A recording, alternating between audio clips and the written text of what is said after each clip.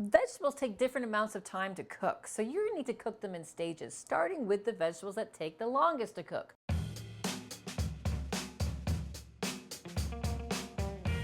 We've got eggplant, we've got zucchini, some peppers, and an onion. Of this collection, it's the onion that's going to take the longest. An onion is all held together right down here at the root. We're going to make wedges of onion, so we're going to try and keep that root intact, shaving off just the exterior hairs of the onion. Then we're going to cut off that stem end. We're going to cut it in half to make it easy to peel. Once peeled, take the onion and put it on its flat stem side and try to cut halfway through that root, making the wedges that you want, but trying to keep each piece with a little bit of the root intact so it holds all those leaves together. Pop these into a bowl and let's talk about the 3 things that vegetables need in order to roast well. We need a fat to coat the vegetables to stop them from drying out. I generally use olive oil. We need to add some extra flavor, which we're going to do with some dried herb. Dried herbs should always be added at the beginning of cooking. Fresh herbs are added at the end of cooking. So you could use thyme, you could use oregano, anything that you like. And we need to season this up with salt so that we actually pull that moisture out and concentrate the flavor. Toss these with your hands to get them fully coated with the oil.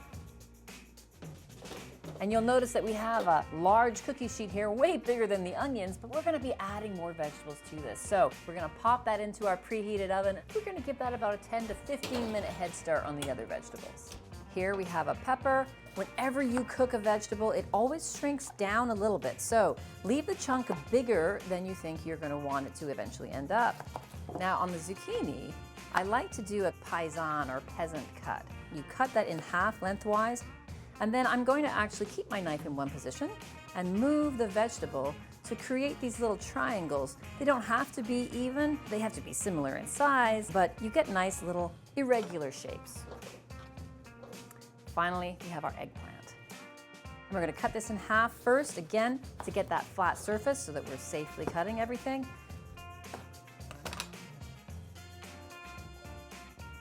Oil, toss it up with your clean hands. And then we're gonna pull the onions out and we're gonna add these right to there. Oh, beautiful, look at this. Beautiful little brown edges here. It's time definitely to add our vegetables. That's a good sound. We're gonna shake them just to keep them even. You only want to roast 1 layer of vegetables. Do not be piling them high to roast. They all need equal access to that hot, dry air. And never put foil over this.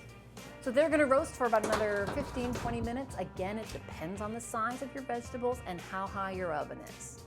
How do we know if they're done? Just take your little paring knife and poke into them. Do they feel tender? Nice. You still want them to have a little bit of bite left, not be completely mushy, but still have that nice browning that you're seeing here. So let's transfer these to a serving dish.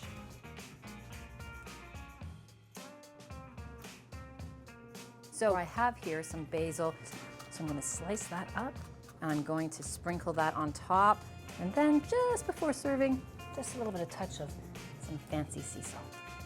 Roasted vegetables, very easy, ready to go.